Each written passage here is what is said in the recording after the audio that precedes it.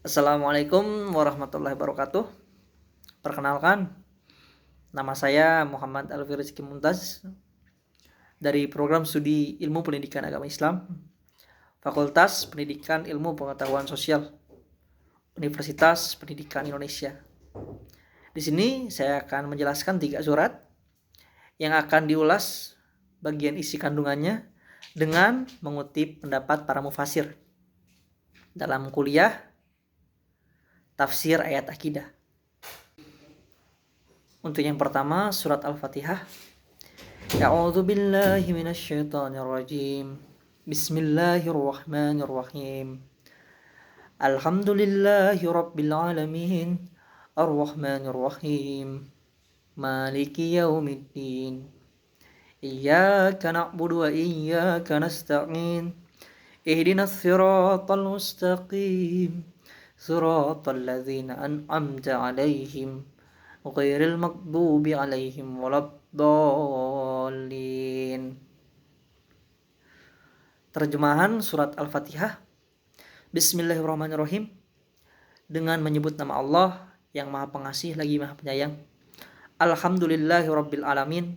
Segala puji bagi Allah, Tuhan seluruh alam. Ar-Rahmanir-Rahim, yang Maha Pengasih lagi Maha Penyayang.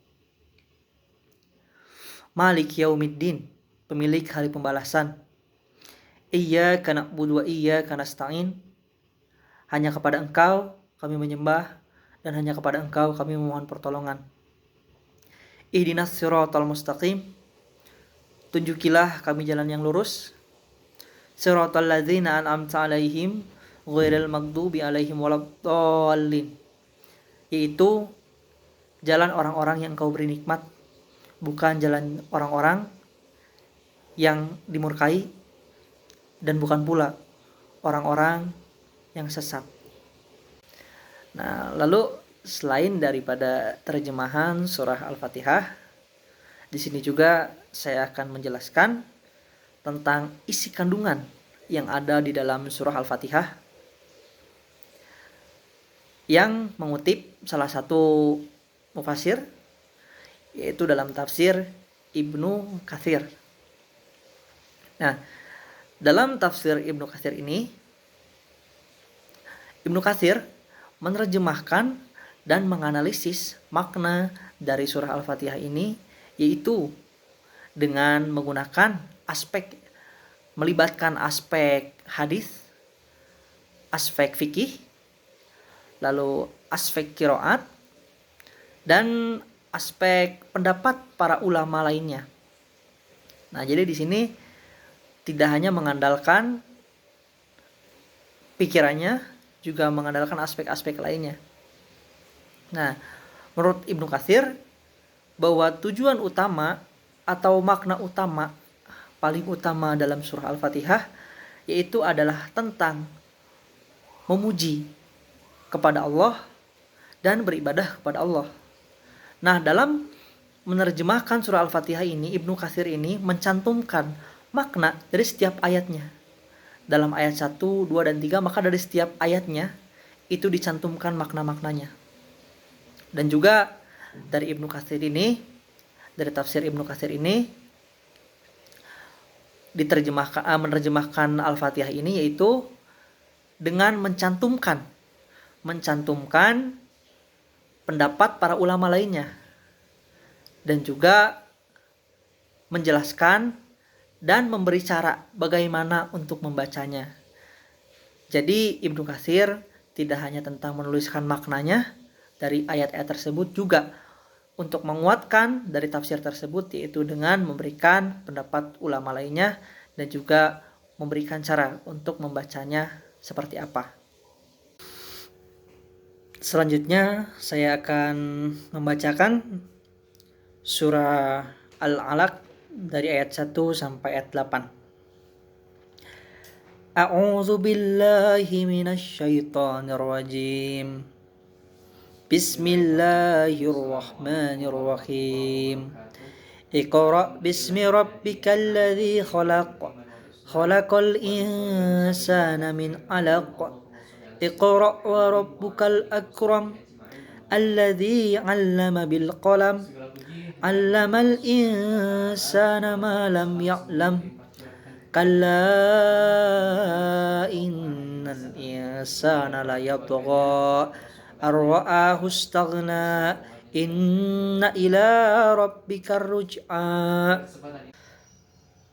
Selanjutnya saya akan membacakan terjemahan surah Al-Alaq dari ayat 1 sampai 8. Bismillahirrahmanirrahim. Iqra bismi rabbikal ladzi khalaq. Bacalah dengan nama Tuhanmu yang menciptakan. Khalaqal insana min 'alaq. Dia menciptakan manusia dari segumpal darah. Iqra wa rabbukal akram. Bacalah dan Tuhanmu lah yang maha mulia. Alladzi 'allama bil qalam. Yang mengajarkan manusia dengan pena. Allamal insana ma lam ya'lam. Dia mengajarkan manusia apa yang tidak diketahuinya. Kalla innal insana la yatgha. Sekali-kali tidak, sungguh manusia itu benar-benar melampaui batas. Ar-ra'ahu istaghna. Apabila merasa serba cukup terhadap dirinya. Inna ila rabbikar ruj'a. Sungguh hanya kepada Tuhanmu lah kamu kembali. Lalu kemudian saya akan menjelaskan isi kandungan dari surah Al-Alaq ayat 1 sampai 8 yang mengutip pendapat mufasir, yaitu Ibnu Katsir dalam menafsirkan surah Al-Alaq ayat 1 sampai 8. Nah, saya akan bagi dua. Yang pertama dari ayat 1 sampai 5. Nah, untuk ayat 1 sampai 5 yaitu dijelaskan dalam ayat tersebut bahwa bacalah, yang ditekankan itu tentang pembacaan, bacalah.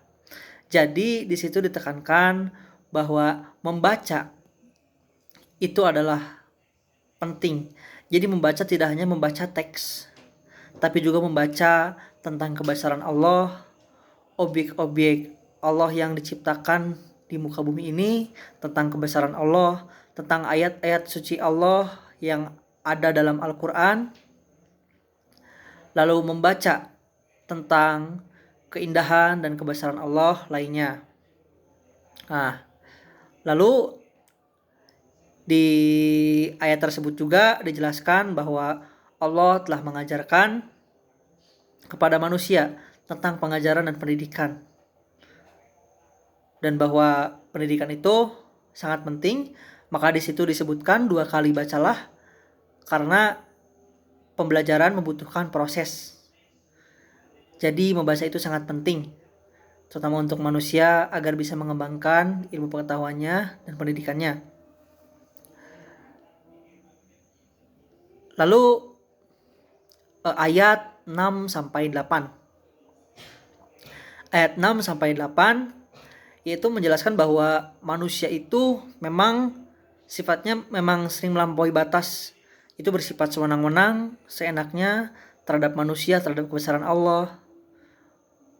Nah, di situ juga dijelaskan bahwa memang manusia itu tempat kembalinya hanya kepada Allah.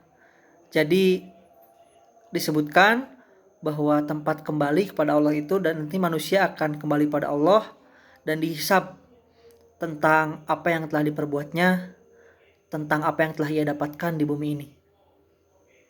Dan itu adalah ringkasan yang saya ringkas dari penjelasan tafsir Ibnu Katsir Al-Alaq 1 sampai 8. Baru yang ketiga, saya akan membacakan surah Al-Kafirun, lalu terjemahannya, kemudian isi kandungannya beserta pendapat dari para mufasir.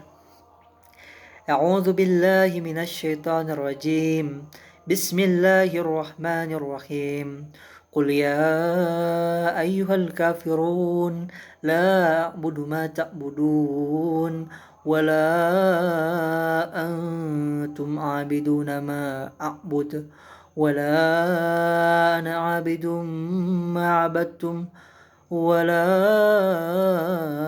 antum 'abiduna ma a'bud lakum dinukum waliyadin. Selanjutnya saya akan membacakan terjemahan dari surah Al-Kafirun. Bismillahirrahmanirrahim. Qul ya ayyuhal kafirun. Katakanlah Muhammad, wahai orang-orang kafir, la a'budu ma ta'budun. Aku tidak akan menyembah apa yang kamu sembah. Wala antum abiduna ma a'bud. Dan kamu bukan penyembah apa yang aku sembah. Wala ana abidum ma abadtum. Aku tidak akan pernah menyembah apa yang kamu sembah. Wala antum abiduna ma a'bud. Dan kamu bukan penyembah apa yang aku sembah. Lakum dinukum waliyadin. Untukmu agamamu dan untukku agamaku. Kemudian yang terakhir, saya akan menjelaskan tentang isi kandungan surah Al-Kafirun, yang mana saya mengutip isi kandungan ini, penjelasan tafsir ini dari seorang mufasir, yaitu Sayyid Qutb dalam karyanya atau bukunya Tafsir fi Thilalil. Nah, menurut Sayyid Qutb, dalam surah Al-Kafirun ini sebenarnya pada zaman dahulu orang Arab itu tidak mengingkari terhadap wujud Allah. Mereka menyadari adanya wujud Allah. Namun, mereka tidak meletakkan hakikat Allah pada semestinya, yang mana Allah itu bersifat tunggal dan selama-lamanya menjadi penopang kehidupan bagi seluruh makhluk. Jadi mereka itu tidak meletakkan martabat Allah pada sebenarnya, yang mana mereka beribadah itu seharusnya pada Allah, tetapi mereka malah melakukan hal-hal yang syirik, semacam mereka menyembah berhala-berhala, lalu nenek moyang mereka, pembesar-pembesar mereka yang ada pada zamannya, dan menganggap berhala-berhala tersebut adalah malaikat-malaikat dari anak perempuan Allah.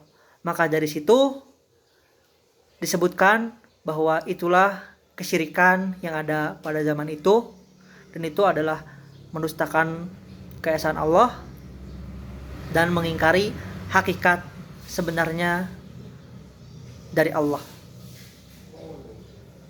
Terima kasih. Sekian dari saya. Wassalamualaikum warahmatullahi wabarakatuh.